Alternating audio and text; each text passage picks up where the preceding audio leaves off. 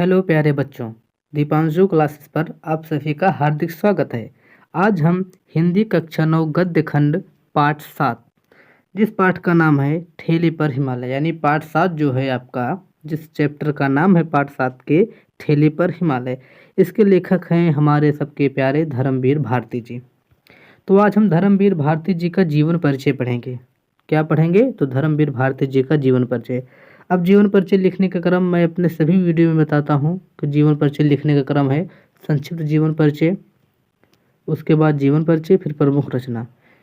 आपको इन 3 हेडिंग के माध्यम से अपने जीवन परिचय को समाप्त करना है। मैं लगभग इस बात को हर एक वीडियो में बताता हूँ। आप लोग को, अगर आप हमारे वीडियो को फॉलो करते होंगे तो आपको इसके बारे में आइडिया होगा।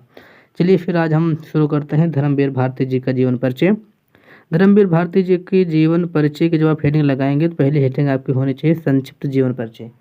संक्षिप्त जीवन परिचय में हम देखेंगे कि इनका नाम सबसे पहले धर्मवीर भारती, इनका जन्म 1926 ईस्वी, नोट डाउन। इनका जन्म स्थान यानी पर ये पैदा कहाँ हुए थे, इनका जन्म कहाँ हुआ था, तो इलाहाबाद में हुआ था। इनकी मृत्यु 1997 ईस्वी, 1997। इन्होंने संपादन किया था किसका? संगम नामक पत्र का, और धर्मयुग नामक पत्रिका के संपादक थे। ये इनकी एक महत्वपूर्ण भी है, आप इसको याद कर लीजिएगा, IMP है कि धर्मयुग नामक पत्रिका के संपादक कौन? धर्मवीर भारती जी। धर्म से धर्मवीर भारती। इनकी जो भाषा थी वो परिमार्जित खड़ी बोली थी। इस प्रकार से इनका ये जो है संक्षिप्त जीवन परिचय है। अब चलिए हम संक्षिप्त जीवन परिचय में एक हेडिंग और बची हुई है प्रमुख रचना की। इनकी जो प्रमुख रचना है मुर्दों का गांव, स्वर्ग और पृथ्वी, बंद गली का आखिरी मकान, ठंडा लोहा, कनुप्रिया, यह इनकी कुछ प्रमुख रचनाएं हैं। तो इस प्रकार के इनका संक्षिप्त जीवन परिचय समाप्त होता है। हम चलिए इनके जीवन परिचय की ओर बढ़ते हैं। दूसरी हेडिंग हमारी क्या है? हमने आपको बताया, पहली संक्षिप्त जीवन परिचय और दूसरी जीवन परिचय की। चलिए हम आप लोग हेडिंग लगाइए जीवन परिचय की। जीवन परिचय कैसे लिखना है आपके सामने लिखा है, इसी प्रकार से आपको सेम लिखना है। धर्मवीर भारती जी का जन्म 25 दिसंबर 1926 ईस्वी को इलाहाबाद में हुआ था। कब हुआ था? तो 1926 ईस्वी में हुआ था। कहाँ हुआ था? इलाहाबाद में हुआ था।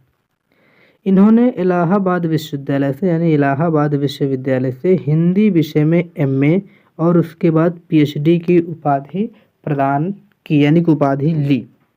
ये हिंदी विषय से MA किए इलाहाबाद विश्वविद्यालय से, फिर इन्होंने PhD भी हिंदी विषय से की। इन्होंने कुछ वर्षों तक यहीं से प्रकाशित होने वाले साप्ताहिक पत्र संगम का भी संपादन किया। आपको पता होगा हमारे इलाहाबाद में संगम है, जहाँ पर 3 नदियाँ मिलते हैं आपस में आकर के, गंगा, जमुना, सरस्वती। अब तो सरस्वती नदी का विलोपन हो चुका है, यानी विलुप्त हो चुकी हैं, तो गंगा और जमुना का ही संगम है, और 5 वर्ष में कुंभ का मेला भी लगता है। ये रही संगम की बात। तो आप लोग याद कीजिए कि संगम नामक साप्ताहिक पत्र में ये कुछ वर्षों तक काम किए थे, यानी संपादक रहे थे। कुछ समय तक इलाहाबाद विश्वविद्यालय में हिंदी विभाग के प्राध्यापक भी रहे थे, यानी कि इलाहाबाद विश्वविद्यालय में हिंदी विषय के प्राध्यापक यानी प्रधानाचार्य भी रहे थे। 1959 ईस्वी से लेकर के 1987 ईस्वी तक ये मुंबई में प्रकाशित होने वाले हिंदी के प्रसिद्ध साप्ताहिक पत्र धर्मयुग इम्पोर्टेंट,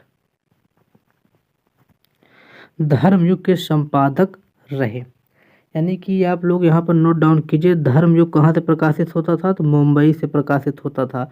और जो संगम है वो कहाँ से प्रकाशित होता था? तो ये होता था हमारा इलाहाबाद से। धर्मयुग के संपादक रहे।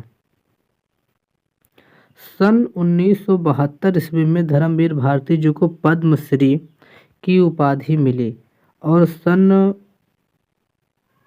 1989 ईस्वी में इनको भारत भारती भी मिला। यानी कि आपको सन जरूर याद करना है। पद्मश्री अवार्ड इनको कब मिला था? तो 1992 ईस्वी में मिला। और भारत भारती पुरस्कार कब मिला? 1989 ईस्वी में मिला। व्यास नामक सम्मान, एक सम्मान होता है व्यास, जो इनको 1994 ईस्वी में मिला। और 4 सितंबर 1997 ईस्वी को धर्मवीर भारती जी इस संसार से विदा करते हुए स्वर्गवासी हो गए। अब इस प्रकार से इनका जीवन परिचय हमने आपको बताया। आप इतना ही जीवन परिचय इनका लिखिएगा। 2 हेडिंग आपकी संपूर्ण हो चुकी हैं, एक संक्षिप्त जीवन परिचय की और दूसरी जीवन परिचय की। अब तीसरी हेडिंग बची हुई है आपके सामने प्रमुख रचना की। अगली हेडिंग आप टिक लगाइए, मतलब कि आप लिखिए प्रमुख कृतियाँ, यानी कि प्रमुख रचनाएं। प्रमुख रचनाओं में इनकी कुछ गद्य विधाएं हैं, मतलब एक विधा होती है, कहानी विधा है, काव्य रचना विधा है, उपन्यास विधा है, निबंध विधा है। तो कहानी विधा में इनकी जो रचना है वो मुर्दों का गांव, स्वर्ग और पृथ्वी, चांद और टूटे लोग, बंद गली का आखिरी मकान, सांस की कलम से। काव्य रचना इनकी जो है ठंडा लोहा, 7 गीत, कनुप्रिया, सपना अभी भी, और एक इनकी रचना है आद्यांत, बहुत ही इंपॉर्टेंट रचना है आद्यांत, और एक इनकी इंपॉर्टेंट रचना है कनुप्रिया। इन 2 रचनाओं को आप याद कीजिएगा, ये आपकी हिंदी गद्य साहित्य का जो प्रश्न उठते हैं 10 वहाँ से आ जाते हैं। उपन्यास इनका जो है वह है गुनाहों का देवता, ये भी इंपॉर्टेंट रचना है इनका, गुनाहों का देवता, धर्मवीर भारती, सूरज का 7वां घोड़ा। ये दोनों उपन्यास इनके महत्वपूर्ण हैं, गुनाहों का देवता, सूरज का 7वां घोड़ा। इनका निबंध संग्रह, यानी कि आपका चैप्टर ही है ठेले पर हिमालय, तो आप इस ठेले का हिमालय अगर पुनली आपका चैप्टर जो आपके सिलेबस में लगा हुआ है किस विधा की रचना है, तो आप बताइए कि ये निबंध संग्रह है। ठेले पर हिमालय निबंध संग्रह विधा की रचना है, जिसके लेखक हमारे धर्मवीर भारती जी हैं। तो इस प्रकार से इनकी जो रचना है वो रचना भी समाप्त होती है। अगर वीडियो पसंद आए तो आप लोग वीडियो को लाइक करके चैनल को जरूर सब्सक्राइब कर सकते हैं। इसकी PDF आपको टेलीग्राम चैनल पर अपलोड कर दी जाएगी, आप लोग टेलीग्राम चैनल जरूर ज्वाइन कीजिए, वहाँ से इसकी PDF प्राप्त कर लीजिए। आप सभी से अनुरोध है कि आप लोग इस जीवन परिचय का नोट्स, यहाँ पर थोड़ा टाइप गलत हो गया है, नोट्स अपने कॉपी में सुंदर सुंदर शब्दों में अपने हाथों से ज़रूर लिखें। बहुत बहुत धन्यवाद। एक बार आप सभी को तहे दिल से शुक्रिया। आप सभी के लिए एक इमोजी, हंसने वाली इमोजी। ठीक, आप लोग हंसते रहें, मुस्कुराते रहें। अगर वीडियो पसंद आया हो तो वीडियो को लाइक करें। अगर वीडियो में उससे कहीं त्रुटि हो गई हो तो उसके लिए हम क्षमा प्रार्थी हैं। आप लोग इसकी PDF टेलीग्राम चैनल से ज़रूर प्राप्त कीजिए और वहाँ से इसको डाउनलोड करके आराम से सुंदर सुंदर शब्दों में लिखिए।